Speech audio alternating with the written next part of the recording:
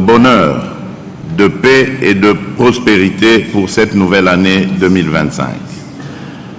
Cette cérémonie est également l'occasion de vous exprimer, au nom du peuple congolais, du gouvernement et en mon nom propre, notre profonde gratitude pour les actions que vous avez menées au quotidien en faveur de la consolidation des relations d'amitié et de coopération entre vos pays, vos organisations et la République démocratique du Congo durant l'année écoulée. Je voudrais par ailleurs profiter de cette tribune pour souhaiter la bienvenue et réitérer mes félicitations aux nouveaux ambassadeurs de la Fédération de Russie et de la République de l'Inde, accrédités en République démocratique du Congo, et qui m'ont présenté leur lettre de créance en ce début d'année 2025. Votre présence parmi nous marque une nouvelle étape dans nos relations bilatérales et multilatérales, et je suis convaincu que nos collaborations futures renforceront davantage nos liens d'amitié. Monsieur le doyen du corps diplomatique, Excellences, Mesdames et Messieurs, l'année 2024, bien que marquée par des défis considérables, a également été une année de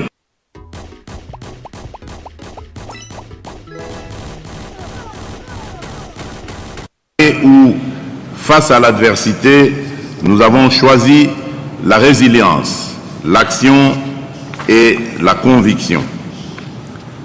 Aujourd'hui, je me tiens devant vous pour exposer nos priorités et réaffirmer avec fermeté nos attentes envers la communauté internationale face aux menaces persistantes qui pèsent sur notre nation et notre région.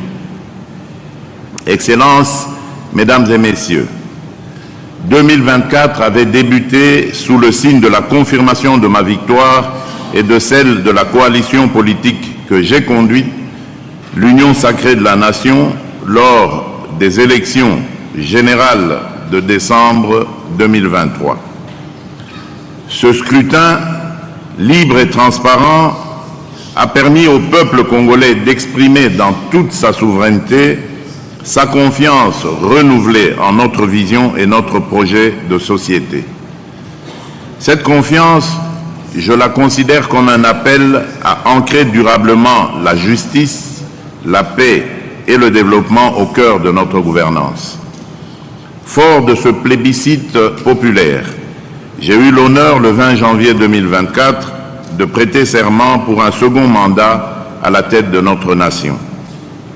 Ce moment chargé de sens témoignait de la vitalité démocratique de notre pays où la légitimité du pouvoir réside dans les urnes et où la séparation des pouvoirs entre les institutions garantit un équilibre indispensable à la gestion de la chose publique.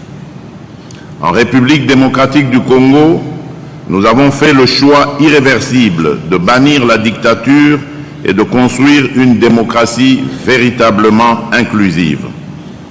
Contrairement à d'autres pays où les élections s'apparentent à des répétitions d'un scénario préécrit, avec des adversaires soigneusement choisis d'avance pour garantir un résultat inchangé, le processus électoral congolais est un espace ouvert où chaque voix compte, où chaque citoyen peut concourir et où l'opposition a sa place.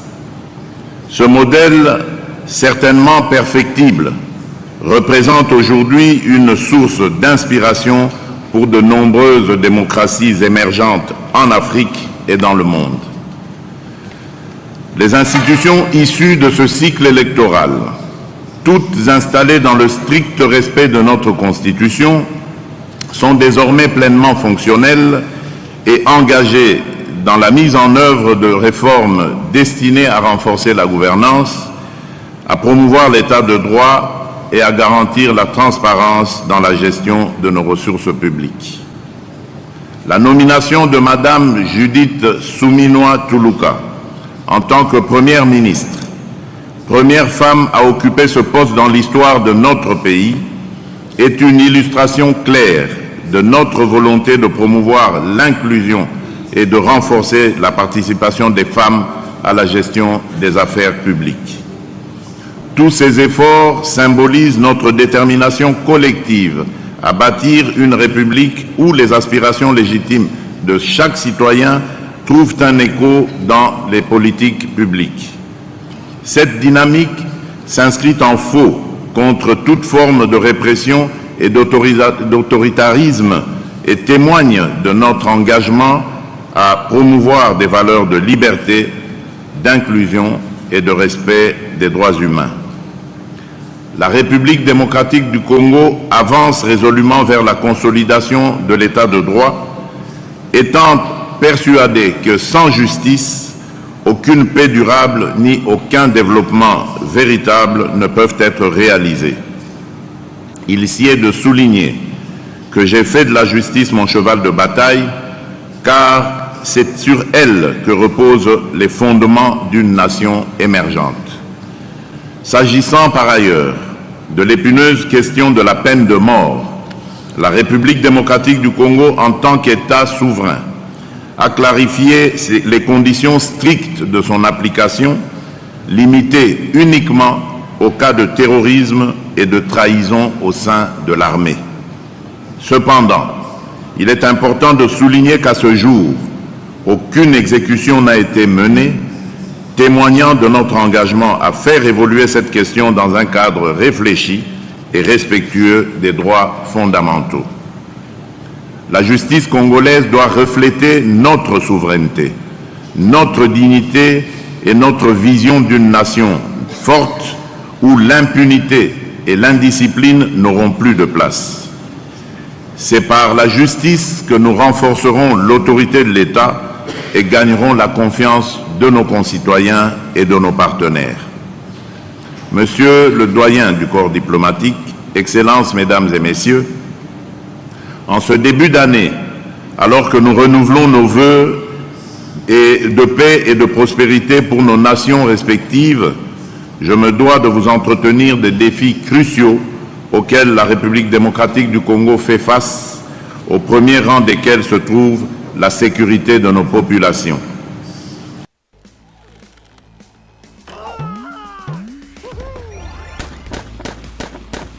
La paix pour nos compatriotes des provinces de l'Est, éprouvés par des décennies de conflits armés.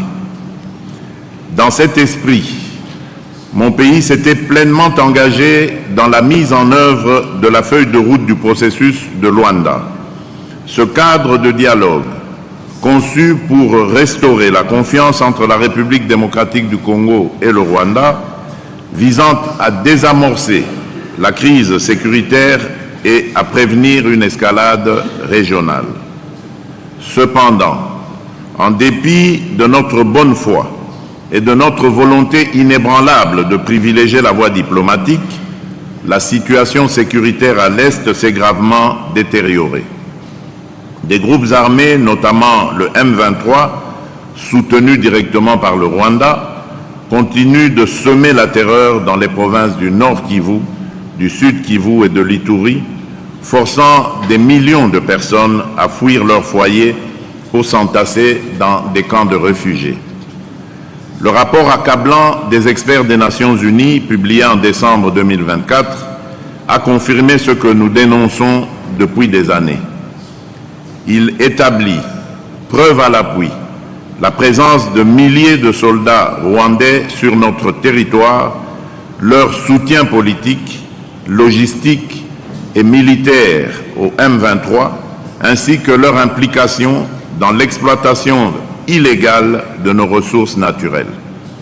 Ces actes, qui constituent une violation flagrante de notre souveraineté, ont des conséquences humanitaires désastreuses.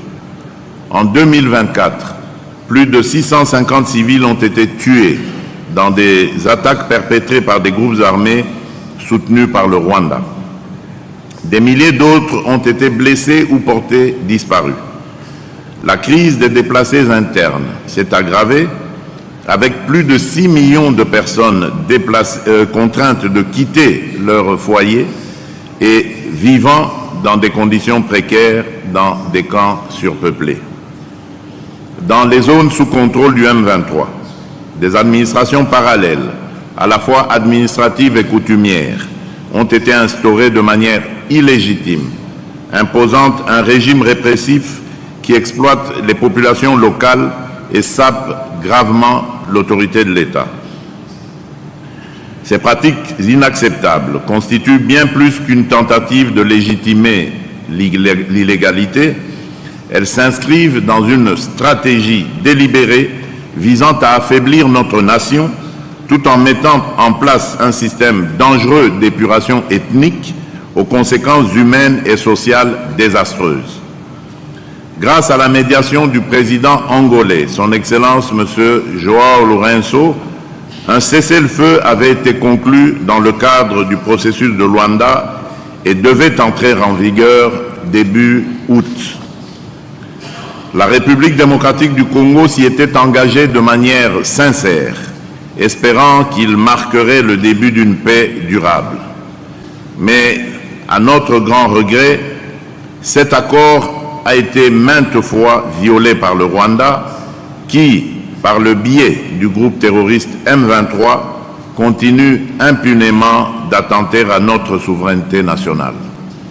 Dans le même ordre d'idées, l'annulation du sommet tripartite du processus de Luanda, prévu le 15 décembre 2024, du fait de l'absence du président rwandais et de l'introduction par la délégation rwandaise d'une nouvelle condition préalable, à savoir l'exigence d'un dialogue direct entre la République démocratique du Congo et le groupe terroriste du M23, témoigne du peu de considération accordée par nos voisins aux efforts de paix. Exiger un dialogue direct avec un groupe terroriste revient à légitimer des agissements qui violent nos lois et principes fondamentaux. Excellences, Mesdames et Messieurs, nous avons pris note des condamnations émises par certains de nos partenaires à l'encontre du Rwanda pour son rôle dans la déstabilisation de l'Est de notre pays. Ces prises de position, bien qu'importantes, restent insuffisantes face à la gravité des actes commis et à leurs conséquences humanitaires désastreuses. Les preuves accablantes présentées dans le rapport des experts des Nations Unies ne laissent aucune place au doute. Des sanctions concrètes et immédiates doivent être adoptées pour mettre fin à cette agression et prévenir une escalade régionale. Mais ces engagements ne suffisent pas. Nous attendons de la communauté internationale bien plus qu'un discours de solidarité. Ce dont la République démocratique du Congo a besoin de la part de ceux qui se considèrent comme ses amis, ce sont des actions décisives, d'un soutien concret et d'un engagement ferme pour répondre aux défis sécuritaires, économiques et humanitaires auxquels nous faisons face. La République démocratique du Congo ne demande pas de l'aide. Elle exige une solidarité juste et équitable, fondée sur le respect de sa souveraineté, de son intégrité territoriale et de ses droits. Come check out how you can edit your end screens, cards, and descriptions of all of your videos with just the click of a button. Go now.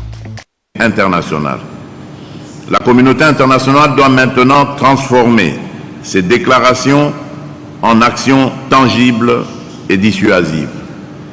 Des sanctions ciblées contre le Rwanda, ses responsables militaires et politiques impliqués dans ces exactions, ainsi que leurs réseaux financiers sont impératives.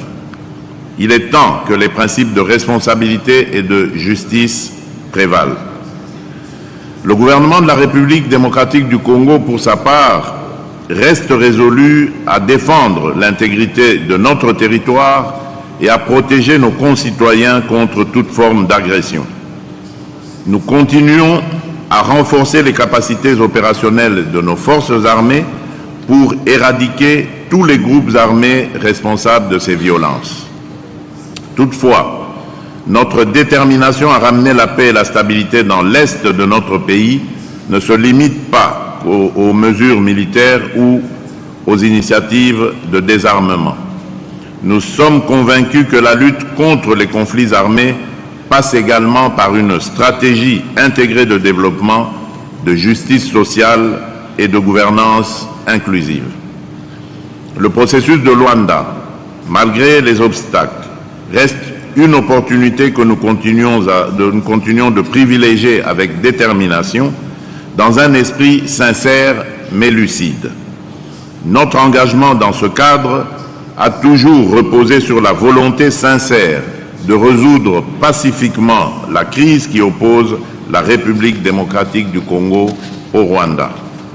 Cependant, les provocations continues de Kigali, ses violations répétées des accords et son soutien actif au M23, disons-le clairement, compromettent la crédibilité de ce processus. Mais permettez-moi d'être parfaitement clair. La République démocratique du Congo ne se soumettra jamais aux pressions d'acteurs extérieurs tentant d'imposer des conditions contraires à nos intérêts et à notre souveraineté. Nous ne cesserons de réaffirmer notre position. Le dialogue avec un groupe terroriste comme le M23 est une ligne rouge que nous ne franchirons jamais. Toute tentative de normaliser ou de légitimer ces criminels constitue une insulte à la mémoire des victimes et un affront aux principes fondamentaux du droit international.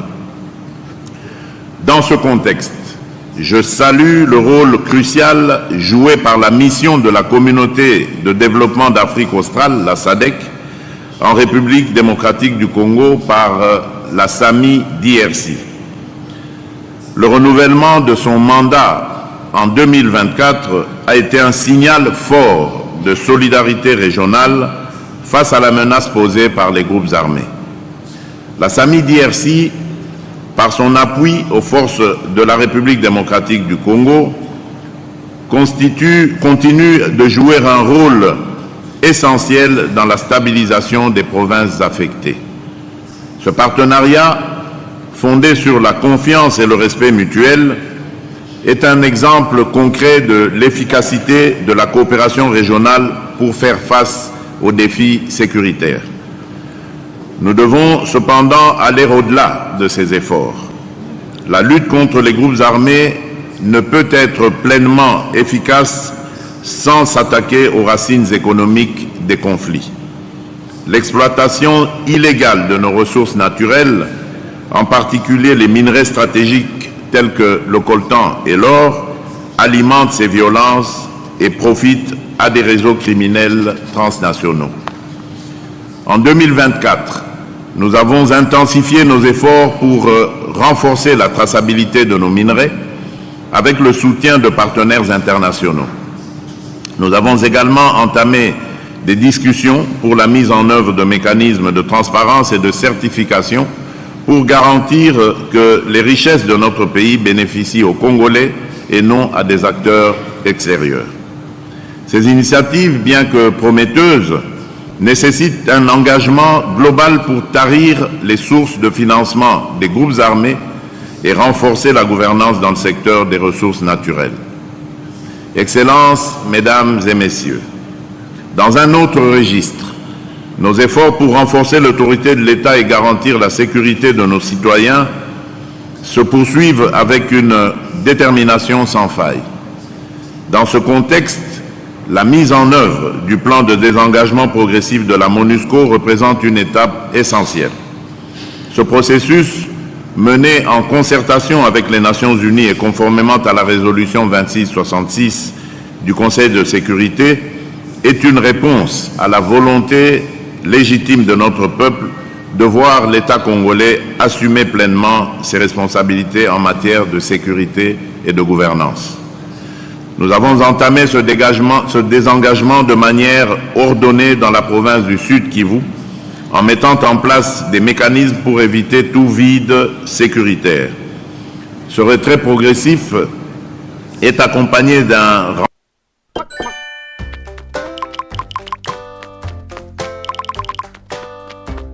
forces de sécurité qui ont démontré leur engagement à protéger notre territoire et nos populations.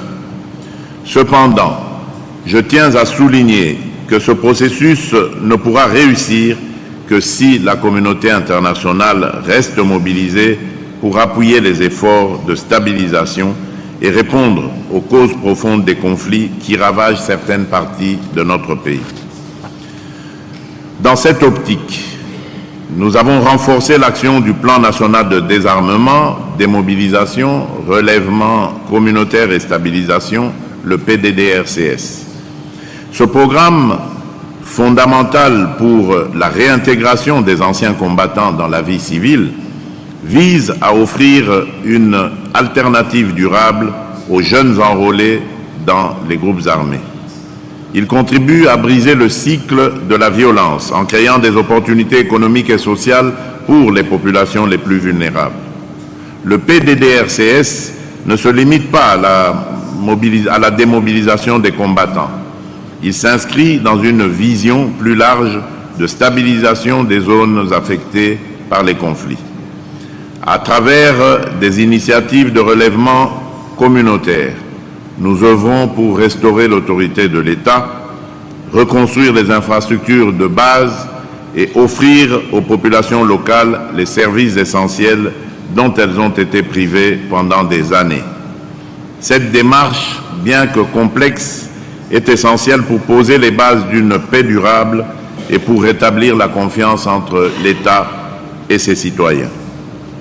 Monsieur le doyen du corps diplomatique, Excellences, Mesdames et Messieurs, la République démocratique du Congo, forte de son histoire, de sa souveraineté et de son rôle central en Afrique, demeure profondément attachée au multilatéralisme. Nous savons que les grands défis de notre époque, qu'il s'agisse de la paix, de la sécurité ou de la justice mondiale, ne peuvent être surmontés qu'à travers une coopération internationale fondée sur l'équité, le respect mutuel et la solidarité. En 2024, notre pays a démontré sa capacité à jouer un rôle de premier plan sur la scène internationale. Au sein du Conseil de paix et de sécurité de l'Union africaine, nous avons travaillé avec détermination pour répondre aux crises régionales en défendant une approche africaine aux enjeux de paix et de sécurité.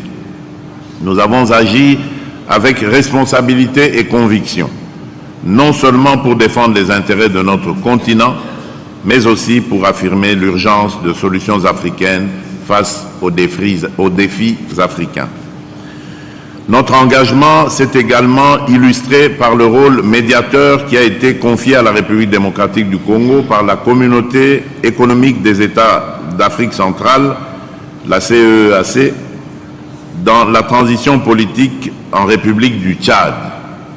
Ce mandat que nous avons assumé avec honneur et responsabilité reflète la confiance de nos pairs dans notre capacité à promouvoir le dialogue et à soutenir des processus inclusifs et apaisés.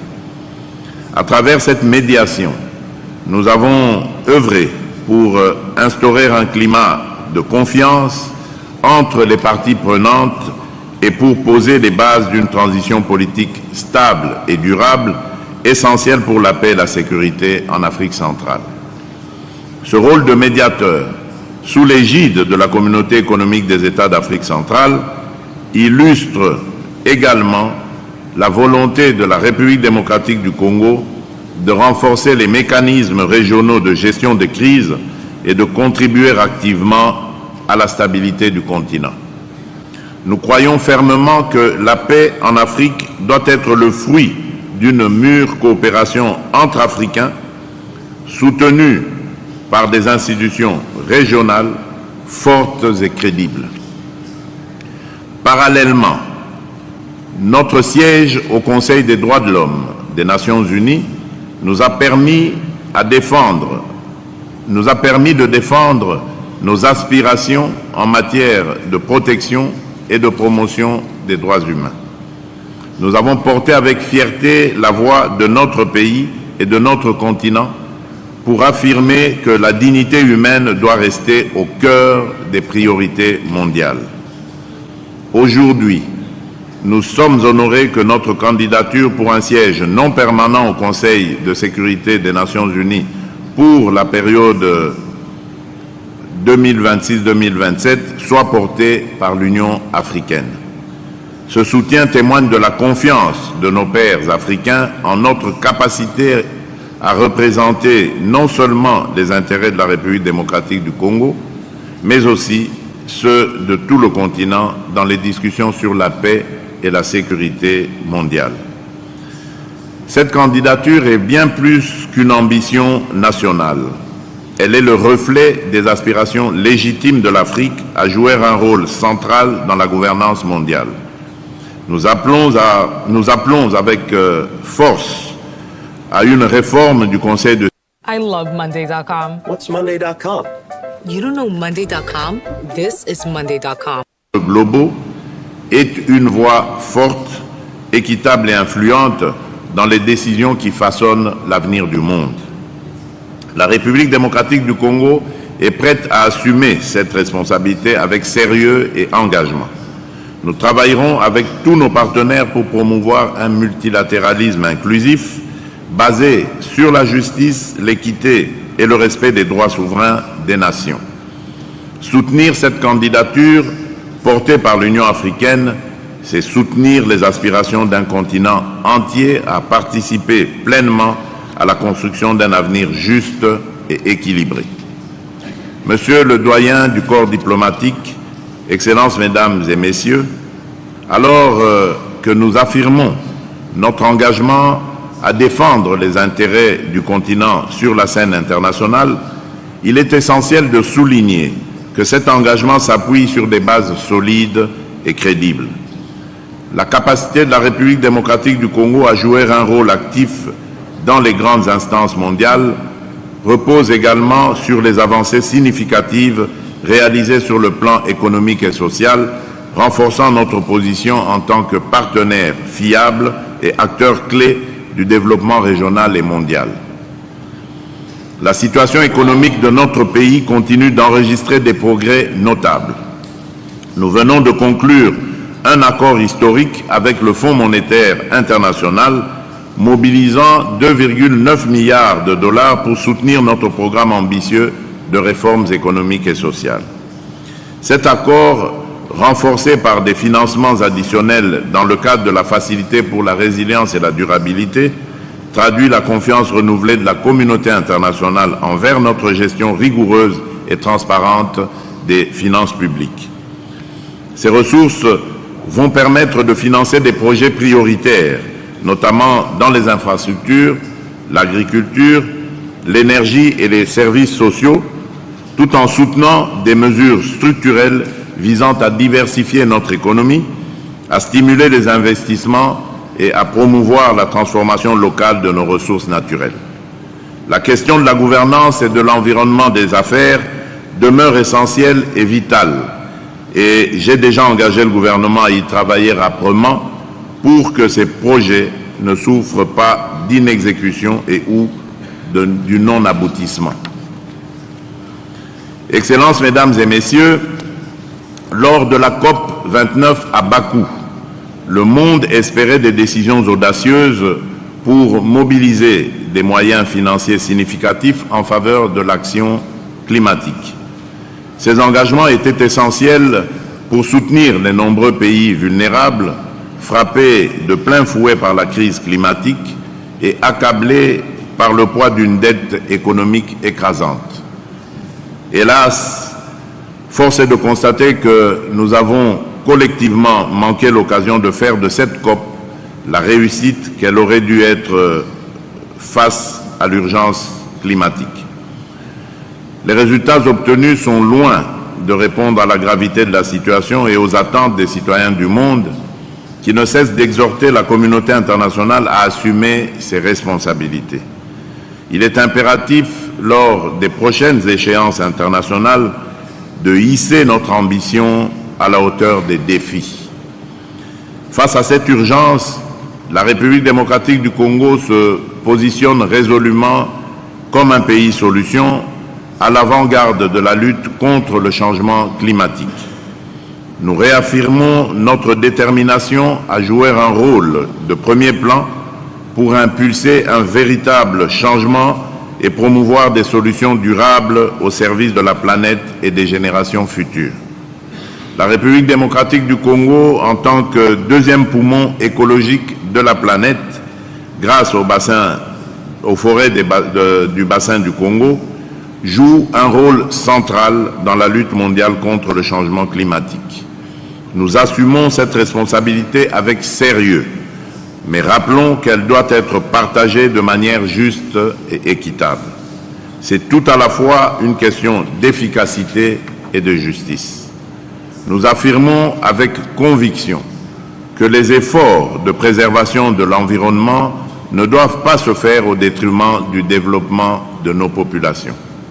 Nous appelons à des partenariats équitables, basés sur une rétribution adéquate pour les services inestimables que nos écosystèmes rendent à l'humanité.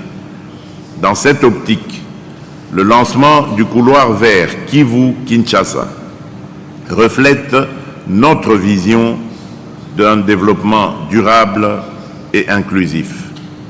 Ce projet, couvrant plusieurs provinces, transforme les zones affectées par les conflits en pôles de croissance économique et de préservation environnementale. En impliquant activement les communautés locales, notamment les jeunes et les femmes, nous créons des opportunités concrètes tout en réduisant les tensions liées à l'accès aux ressources naturelles. Le couloir vert va bien au-delà d'une initiative environnementale.